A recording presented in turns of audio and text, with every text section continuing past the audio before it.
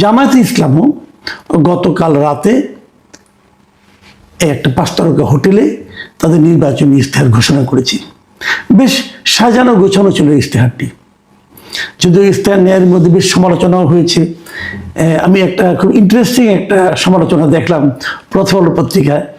আমার কাছে এই সমালোচনাটা বেশ খেটে খুঁটে করা হয়েছে আর কি।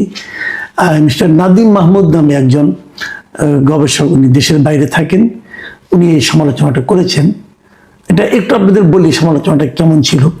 সেখানে উনি দেখিয়েছেন যে ওখানে বেশ কয়েকটা অধ্যায় জামাতে ইসলামের, যেমন স্বাস্থ্য, পরিবার কল্যাণ, তারপরে আপনার মৎস্য প্রাণী সম্পদ, তারপরে আপনার মানব সম্পদ ও জনজীবনের মৌলিক উন্নয়ন 5ম ভাগে যেটা ছিল, তবে শিক্ষা ব্যবস্থা, স্বাস্থ্য, পরিবার কল্যাণ, তবে সমাজ কল্যাণ, এই সমস্ত যে অধ্যায়গুলো আছে সেই ইশতেহারে, সেই অধ্যায়গুলোর শুরুতে যে ছবিগুলি ব্যবহার তারা করেছে জামাতে ইসলাম, সেই ছবিগুলোর যে কটা আমি বললাম, এই সব কটার ছবি তারা ভারতীয় বিভিন্ন প্রকাশিত ম্যাগাজিন থেকে নিয়েছে।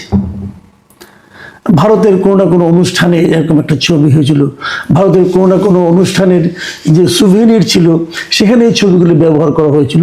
ওনারা এগুলো কোনো ধরনের আপনার তথ্যসূত্র এবং কৃতজ্ঞতা প্রকাশ করা ছাড়াই এগুলি তারা এখানে ছাপিয়েছে।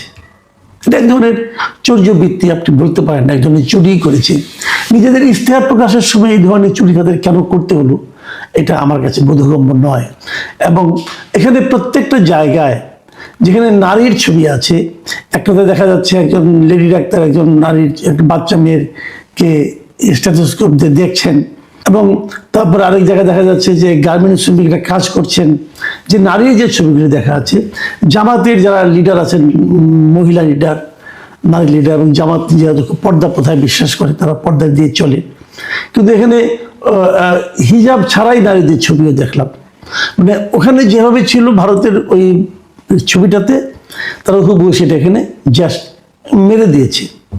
তো এটা জামাতের এক ধরনের দীনতা আমি মনে করবো, দৈন্য একটা ব্যাপার। দরকার ছিল না তো, আমাদের দেশে তো এরকম তাদের দিয়ে ছবি তুলতো, হিজাব পরা, বোরকা পরা, এই ধরনের পর্দানশীল মহিলাদের ছবি হিসেবে দেওয়া যেতে পারতো। তো আধুনিকতাও করবেন, আমার পর্দার কথাও বলবেন, এটা কেমন? তো এই জায়গাটাতে আমার মনে হয়েছে যে খুবই একটা তারা প্রকাশগত একটা দুর্বলতা তারা দেখিয়েছে। এটা আমি বললাম যে আজকে আমি প্রথম আলোতে পড়লাম, চোখে পড়লো, এই জন্য বললাম। ওরা একদম খুঁজে খুঁজে বের করেছে ছবিগুলো। আমি দেখেছি, আমার কাছে একটু খটকে লেগেছিল, কিন্তু কোথার থেকে চুরি করেছে, কোথার থেকে নিয়েছে, এটা তার আমি আসলে বুঝতে পারিনি। কিন্তু নাদিম মাহমুদ সাহেবকে ধন্যবাদ জানাচ্ছি যে উনি অনেক খুঁজে খেটে এগুলি বের করেছেন একদিনের মাথায়। আমি আজকে যে বিষয়টি কথা বলতে চাই সেটা হলো যে জামাতের আমির ডক্টর শফিকুর রহমান বেশ কিছুদিন আগে দেশের বাইরে, বোধহয় আমেরিকায় বসে একবার একটা অনুষ্ঠানে বলেছিলেন যে ওনারা নারীদের, শ্রমজীবী নারীদের, অথবা যে সমস্ত নারীরা অফিসে কাজ করেন তাদের কর্মঘণ্টা কমানোর কথা উনি বলেছিলেন। যে আমরা তো এমনি সবাই 8 ঘন্টা কাজ করি, ওখানে ওনারা 5 ঘন্টা কাজের কথা বলেছিলেন, যে 3 ঘন্টা ওদের কর্মঘণ্টা কমানো হবে। এবং এই কমানোর মাধ্যমে ওনারা হয়তো ভেবেছিলেন, অথবা ওনারা জানানোর চেষ্টা করেছিলেন যে নারীদের প্রতি তাদের দল কতটা সহানুভূতিশীল, হয়তো এই কথাটাই প্রকাশ করতে চেয়েছিলেন। তবে সেখানে বিতর্ক হয়েছে, অনেকে বলেছে, আমিও বলেছি, যে ওনারা যে কর্মঘণ্টা কমাচ্ছেন, ওনাদের কাছে কি কোনো নারী এ পর্যন্ত কখনো কোনো প্রক্রিয়ায় এই আবেদন করেছে যে আমাদের কর্মঘণ্টা কমিয়ে দিন? এটা একদিক দিয়ে উনি হয়তো একটা লজিক দেখানোর চেষ্টা করেছেন যে নারীরা তো ঘরেও কাজ করে, আবার বাইরেও যদি সমানই কাজ করে তাহলে কেমন চলবে? তো ঠিক আছে, ঘরে কাজ নারীদের জায়গায় পুরুষরা করলেই পারে, না তো নেই কোনো কাজের, তো আর কোনো জেন্ডার হয় না, তাই না? মনে করেন ভাত খাওয়ার পর আপনি প্লেটটা ধুবেন, নারীকেই ধুতে হবে এমন তো আমাদের এই দেশে একটা প্র্যাকটিস কিন্তু আছে। দেখবেন যে স্বামী স্ত্রী দুইজনেই চাকরি করে, হয়তো এমন আছে যে একই অফিসে চাকরি করে, ব্যাংকে হয়তো একসঙ্গে চাকরি করেন, দুজনে একসঙ্গে যান, একসঙ্গে ফিরেন। ফেরার পর পুরুষ যিনি আছেন উনি যে ড্রয়িং রুমে যে হেলান দিয়ে বসে মোবাইল টিপেন, অথবা টেলিভিশন দেখেন, অথবা পত্রিকা পড়েন। আর নারী কিন্তু অফিসের কাপড়টা চেঞ্জ করেই যে রান্নাঘরে ঢুকেন। তো এটা না করলেই হয়, উনি সবাইকে করুন, প্রভাবিত করার চেষ্টা করুন, বলুন, উৎসাহ দিন যে পুরুষরাও নারীদের সঙ্গে যে কাজ করবে, অথবা নারীকেই কেন করতে হবে, নারী যে রেস্ট দিক, উনি যে মোবাইল টিপুন, পুরুষ যে রান্না করুন, কোনো সমস্যা তো নাই। রান্নার কাজটা যে কেবল নারীদের, এটা আমাদের দেশে বোঝা যায়। আপনি যখন কোনো বড় বড় হোটেলে খান, রেস্টুরেন্টে খান, সেখানে রান্নাবান্না কিন্তু পুরুষরাই করে। কাজে পুরুষরা রান্নাবান্না করতে পারে না তা তো আর নয়। যাই হোক, সেটা আলোচনা না। আলোচনার বিষয় হলো যে এই যে নারীদের কর্মঘণ্টা কমানোর যে ব্যাপারটা, এইটা আবদারটা কি করেছিল ওনার কাছে? কেউ করেনি। এবং বলার চেষ্টা করা হলো যে 3 ঘন্টা কমালে মেয়েদের জন্য একটা উপকার হবে, নারীরা এরকম সুবিধা পাবে। কিন্তু আসলে কি তাই পাবে? আমি অনেক অফিসে জানি যে এমনিতে আপনি দেখবেন যে নারী পুরুষ সমান চাকরি কিন্তু হয় না। আপনি দেখবেন অফিসে নারীর সংখ্যা কম, যে কোনো বেসরকারি অফিস বলেন, সরকারি অফিস বলেন, পুরুষের তুলনায় নারীর সংখ্যা কিন্তু কম, নারী কর্মীদের সংখ্যা কম। বেসরকারি অফিসে তো আমি দেখেছি যে তারা নারী কর্মীদেরকে নিতেও চান না, অনাগ্রহ। আমি নিজে অনেক পত্রিকা, অনেক মিডিয়াতে চাকরি করেছি, আমি দেখেছি মিডিয়ার বড় বড় মালিকদেরকে, কর্তাদেরকে রিক্রুটমেন্টের সময় বলতে যে দেখবেন যেন মেয়েকে কম নেওয়া যায়। ধরেন 30 জন রিপোর্টার আছে, আমি যখন মিডিয়াতে ছিলাম, 30 জন রিপোর্টারের মধ্যে বলা হলো যে ঠিক আছে 4 জন 5 জনের বেশি নারী নিয়েন না। এবং রেশিওটা এরকমই হয়। আপনি টেলিভিশনের রিপোর্টার দেখবেন, পত্রিকায় দেখবেন, যদি 30 জন অথবা 40 জন রিপোর্টার থাকে, 30 জনের মধ্যে 6-7 জনের বেশি নারী পাবেন না আপনি। এর কারণটা কি? এর কারণটা হলো তাদেরকে মালিক পক্ষ অথবা ওনারা বলার চেষ্টা করেন যদি একজন নারীকে নেওয়া হয় তাহলে ওনার মনে করেন শারীরিকভাবে ধরেন যখন সন্তান হবে তখন তাকে আবার বেশ কয়েক মাস মাতৃত্বকালীন ছুটি দিতে হয়। এটা তারা দিতে আগ্রহী না। তারা বলবেন যে তখন সময়টা তারা বসে বসে বেতন নেবে, অতএব নারী আমরা নিব না, কম নিব। তো এইভাবে যখন আপনি ভাববেন তখন এই সমস্যাগুলি কিন্তু আসলে তৈরি হয়। তাহলে এমনি নারীদেরকে নিতে চান না, তার মধ্যে যখন আপনি কর্মঘণ্টা কমিয়ে দিবেন তখন তো মেয়েদেরকে আরো নিতে চাইবে না। বলবে কি যে ওনাকে যদি আমি নেই তাহলে তো ওনার কাছ থেকে আমি 5 ঘন্টার কাজ পাবো, তার কাছ থেকে আমি 8 ঘন্টার কাজ পাবো না, তাহলে তাকে আমি নেবো কেন? এই বিষয়গুলো কিন্তু আসবে। তাতে কি হবে? আপনি নারীদের কর্মঘণ্টা কমিয়ে আসলে নারীদের অংশগ্রহণটাই কমিয়ে দিচ্ছেন। কাজে এটা খুব প্র্যাকটিক্যাল কোনো চিন্তা না, এবং এটা মানে সারা দুনিয়াতে গ্রহণযোগ্য কোনো চিন্তাও কিন্তু হবে না। আবার ধরুন আমার এখানে যে নারী 5 ঘন্টা কাজ করবে এবং এই কর্মঘণ্টায় এইভাবে কাজ যারা অভ্যস্ত হয়ে যাবে, তারা যখন দেশের বাইরে যাবে ওখানে যে যখন নারী পুরুষ সমান সমান কাজ করতে হবে তখন তো উনি কিন্তু অনভ্যস্ততার কারণে পারবেন না এবং উনি আরো বিপদে পড়বেন। কাজে এটা খুব লজিক্যাল না।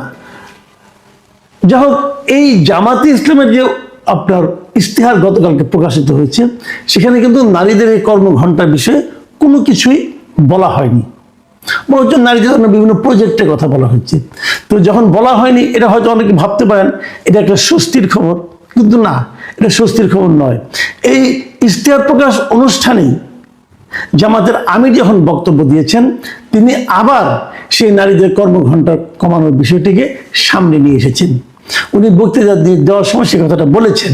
তিনি সেখানে বলেছেন যে নারীদের কর্মঘণ্টা নির্ধারণে জামাতের একটি পরিকল্পনা রয়েছে, পর্যায়ক্রমে সেটি বাস্তবায়ন করা হবে। মাথায় রাখবেন, পর্যায়ক্রমে সেটি বাস্তবায়ন করা হবে। এবং তিনি সেটা ব্যাখ্যা করেছেন যে এক্ষেত্রে জামায়াতের পরিকল্পনা হলো একজন নারী শিল্প কারখানা বা প্রতিষ্ঠানে যত ঘন্টা কাজ করবেন তার টাকা মালিক পক্ষ দেবে, বাকিটা সরকারের দায়। তার মানে একজন মালিকের এখানে যদি একজন নারী শ্রমিক 5 ঘন্টা কাজ করে তাহলে উনি 5 ঘন্টা বেতন পাবেন, কিন্তু ওনার তো 8 ঘন্টা কাজ করতে লাগে।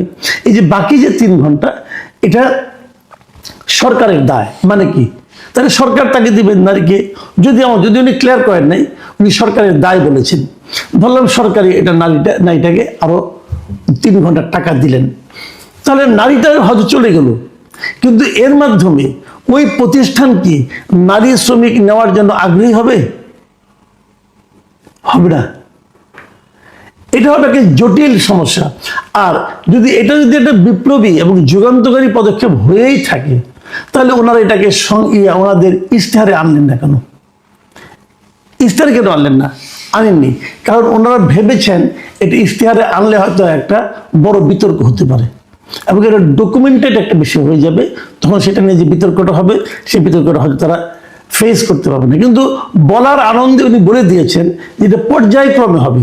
পর্যায়ক্রমে মানে মানে আজকে হবে না, আজকে কিছু হবে, অথবা ধরুন এই প্রতিষ্ঠানে হবে, হয়তো প্রথমে হয়তো ব্যাংকগুলিতে হয়ে গেল, তারপর হয়তো শিক্ষাক্ষেত্রে হয়ে গেল। এখন ভাবেন তো আপনি শিক্ষাক্ষেত্রে, ধরেন স্কুলে টিচার, একটা নারী মানে 5 ঘন্টা পরে চলে গেল, তাহলে স্কুলের কি হবে, যারা স্টুডেন্ট তাদের কি হবে? ওখানে যারা নারী শিক্ষার্থী তারাও কি কম পড়বে? তারাও কি 5 ঘন্টা পড়বে? ঘটনাটা কি হবে তাহলে? তাহলে যদি তারা 8 ঘন্টা পড়ে, তাহলে পুরুষ শিক্ষকদের উপর চাপ বেশি পড়বে না? স্কুল কিভাবে চলবে? তো এই যে ইমব্যালেন্সটা, এটা কিভাবে থামাবেন আমি জানি না। আমার ধারণা কি জানেন, এগুলো খুব একটা গবেষণা হয়নি। ওনারা গবেষণা না করে কেবল কমন সেন্স থেকে এ ধরনের কিছু কথা বলে দিয়েছেন। এবং যে কথাটা আমি বারবার বলি যে কমন সেন্স দিয়ে বড় কাজ করা যায় না।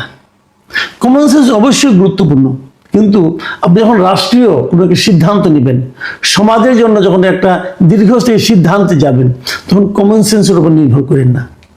ডাক্তার শফিকুর রহমান আমার ধারণা সেই কাজটাই করেছেন, এবং হয়তো ওনার মনে এটা আছে, উনি হয়তো দলকে খাওয়াতে পারছেন কিনা জানি না, তাহলে উনি বারবার ওটা আবার বলছেন কেন। এবং এটার মধ্যে আমি একটা মানে অভিসন্ধিও দেখি। মানে অনেকে হয়তো বলবেন যে কি অভিসন্ধি? অভিসন্ধিটা এই ধরনের যে নারীদের ব্যাপারে ওনাদের যে দৃষ্টিভঙ্গিটা, এটা আলাদা করে ওনাদেরকে প্রকাশ করতে হচ্ছে, এবং এই প্রকাশ করার মাধ্যমে ওনারা নারীর উপকারের পরিবর্তে নারীদেরকে আরো বেশি ক্ষতিগ্রস্ত করার মতো পদক্ষেপ হয়তো যাবেন। কারণ নারীরা নেতৃত্বে আসতে পারবেন না, ওনারা নারীদেরকে মনোনয়ন দেবেন না, যেটা নাকি কয়েকদিন আগে জুলাই সনদে ওনারা স্বাক্ষর করে আসছেন যে ওনারা নির্বাচনে 5% নারীকে মনোনয়ন দিবেন। নারীদেরকে ওনারা মনোনয়ন দিবেন না, নারীদেরকে ওনারা নেতৃত্বে আনবেন না বলে, এবং আনা কখনো সম্ভব না বলে ওরা আন্তর্জাতিক মানে মিডিয়াতে সাক্ষাৎকারে বলবেন। এবং সর্বশেষ যে স্ক্যান্ডালটা, যে এক্স হ্যান্ডলারের যে ওনার যে আপনার নারী বিষয়ক যে মন্তব্য, খুব অশ্লীল একটা মন্তব্য, উনি বলেছেন যে ওটা নাকি উনি ওনার হ্যাক হয়েছিল। তো এখন পর্যন্ত যতগুলি জায়গায় প্রেসিডেন্ট নিয়ে নানা ধরনের আলোচনা হচ্ছে, কিন্তু উনি নিজে অস্বীকার করেছেন, উনি বলেন নাই। তো আমি এটা নিয়ে আর আলোচনা করতে চাই, যেহেতু উনি অস্বীকার করেছেন, আমি ওনার অস্বীকারটাকে নিচ্ছি। তো এই সব মিলিয়ে এই দলটিকে আমার কেন যেন মনে হচ্ছে ওনারা নারীদের নিয়ে কোনো একটা পরিকল্পনা করছেন। সেই পরিকল্পনাটা আলটিমেটলি ইতিবাচক পরিকল্পনা নাকি নেতিবাচক ষড়যন্ত্র, এটা এখনই বোঝা হয়তো কঠিন হয়ে যাবে। তবে আমি এটুকু বলতে পারি যে নারীদের ব্যাপারে ওনাদের পরিকল্পনাটা ট্রান্সপারেন্ট সম্ভবত নয়। প্রিয় দর্শক, এগুলো আপনাদের বিবেচনায় থাকুক, ভোটের সময় মাথায় রাখবেন। এখন এ পর্যন্তই। আল্লাহ হাফিজ।